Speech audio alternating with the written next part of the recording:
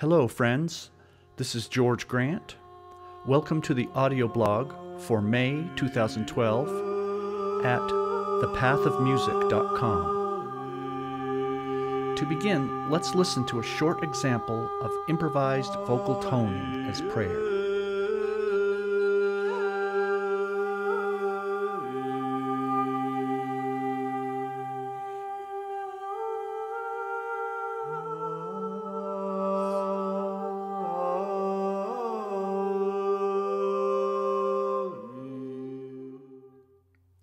The discussion for this month is titled Improvised Vocal Toning as Prayer.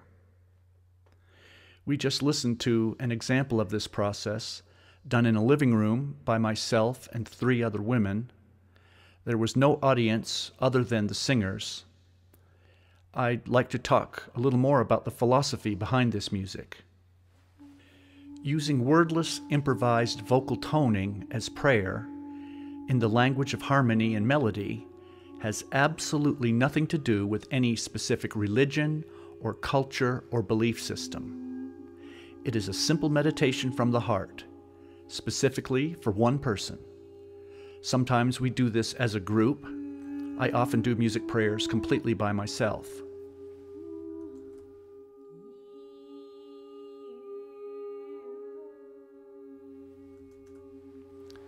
A stronger prayer comes from the heart, not the head.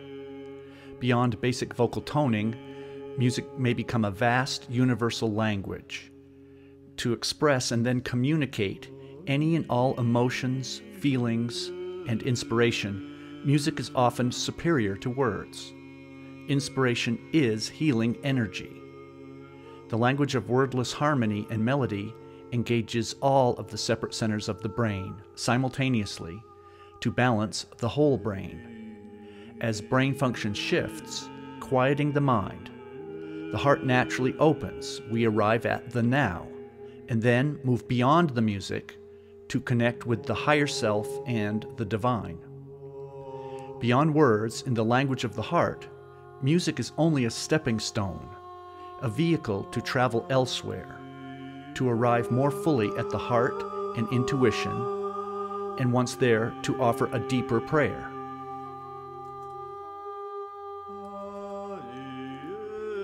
In this music prayer, the priority is the prayer.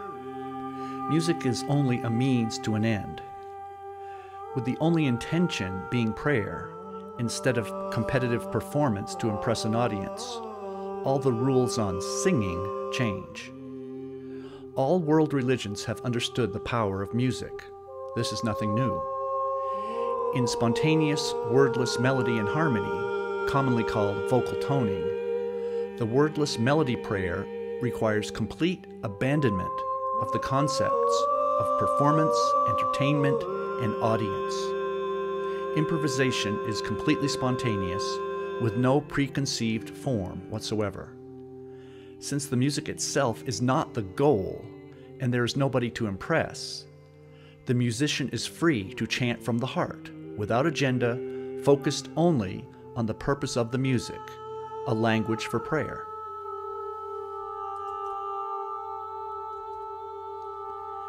We could accurately describe wordless toning prayers as sound healing, energy work, spiritual healing, vibrational energy healing, shamanism, or a very long list of other terms. But there is great confusion in naming things in general, and especially wordless singing as prayer. The academic, analytical left brain loves to pin down, name, limit, and classify. But we have to be careful, because trying to define wordless music prayer within a single abstract classification leads to false assumptions which are misleading. Personally, I use the word prayer to define this process because it helps establish the accurate attitude, intention, and understanding for myself and the person receiving the prayer. Offering and receiving prayer is so very simple, natural, and accessible to all of us. In terms of sound healing, I'm not really healing anybody. I'm not manipulating anything. I am not using shamanic or psychic powers. the person receiving the prayer must still do their own healing work.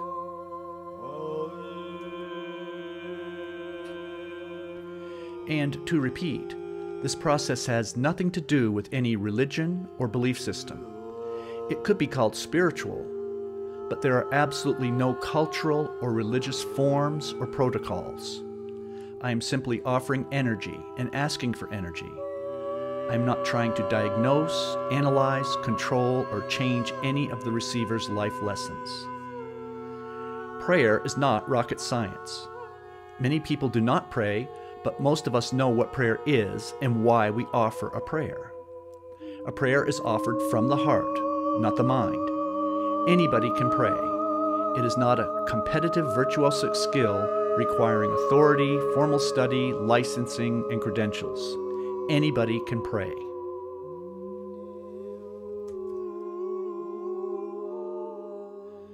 Science does not know why, but scientific research has consistently documented that prayer works, whether the client is involved in the process or not, or whether the person praying even knows the recipient. Without needing to analyze, diagnose, or understand all the details, energy knows how to reach its target beyond the limits of time and space.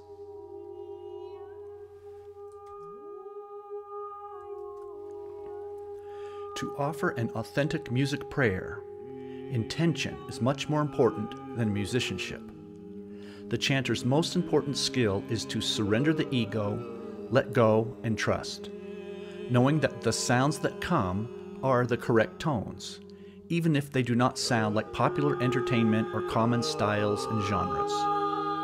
Intuitively, without ego or agenda, innocently letting the tones rise and fall as they come, the chanter's intention is to stay clear and neutral. Without needing to know the receiver's problems, needs, or issues, without needing to diagnose the person prayed for or control the outcome of the energy, the prayer is offered with the understanding that each person must ultimately do their own healing. Much like the same intention of a verbal or silent prayer, it is assumed that the energy within the music prayer will be received, even if the receiver never hears a recording of the session.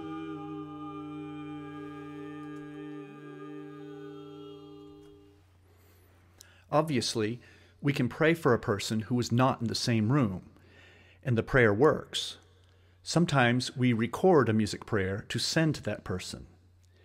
Even if a person does not listen to the recorded music prayer, that prayer energy finds its way to the receiver, regardless of time and space. But when possible, the receiver may listen to the recording and practice a variety of specific meditation skills to continue the energy healing process. Active participation in one's own healing is the best medicine. Before we listen to a music prayer, we must forget everything we think we know about music. We must approach the experience with beginner's mind. This may not be easy, because whether we realize it or not, we have deeply planted psychological attitudes regarding music. The purpose of improvised music as prayer for the needs of one specific person is completely different from professional music mastery as performance and entertainment for a critical audience. How music is made is completely related and dependent on why the music is made. Therefore, intuitive personal music prayers require a new look at how we listen to music. We take listening for granted, but listening requires as much depth of skill and emotional commitment as making the music. First, we must actually stop what we are doing and actually listen. Listening to music during a dinner party or while you do aerobics is an example of passive listening. Passive listening is a background process which may influence behavior and mood, but it is not the central priority. Active listening is a singular activity. It requires sitting down in a quiet room, turning down the lights, and turning off the phone and TV. We often lie down or sit in a comfortable chair and position the speakers or headphones for maximum effect. If possible, we prevent interruption.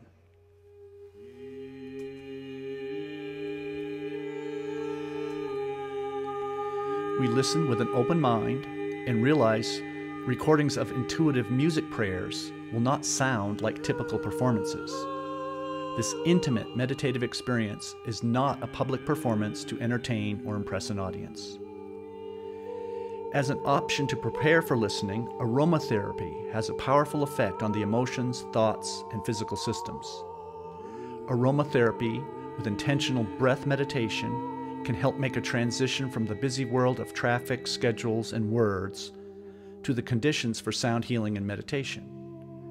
Meditation blends may include essential oils of cedarwood, sandalwood, frankincense, Roman chamomile, rose, or many others.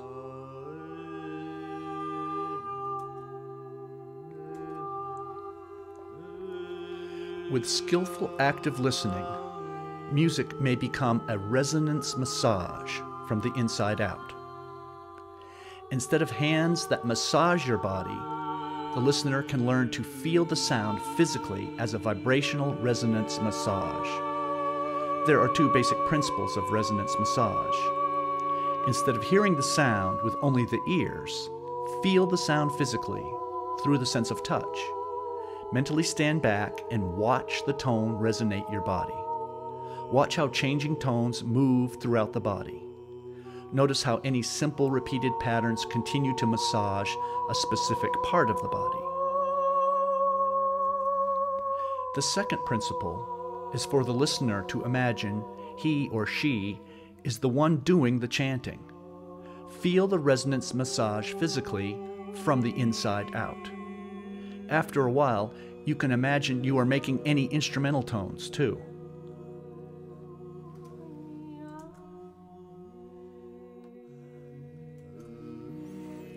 We eat food without needing to understand digestion.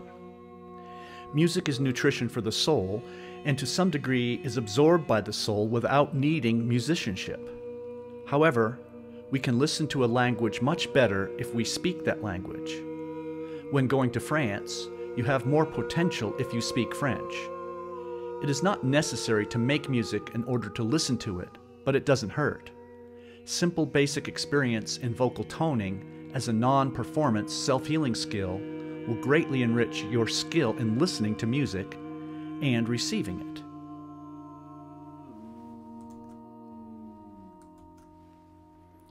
For those who are interested, specific training is available in sound healing meditation skills. Skills include melting breath, focused body sensation, directed resonance, non-directed resonance, and music imagery.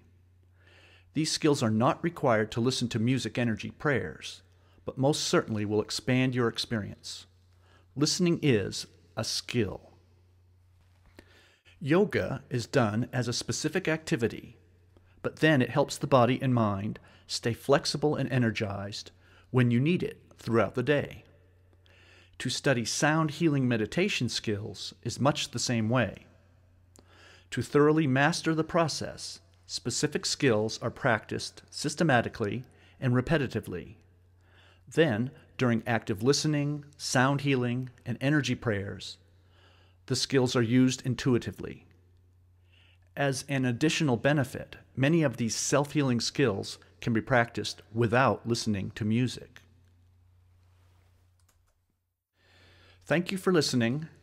I hope this discussion offered some new perspectives on music making and music listening. Please visit my website, thepathofmusic.com, for previous audio blogs and many other YouTube videos. I offer online music lessons on Skype in vocal toning and sound healing. I also teach creativity and rhythm mastery for voice and all other instruments. Online sessions really work great. Feel free to contact me with any questions or comments. Email george@drumtalk.com. george@drumtalk.com.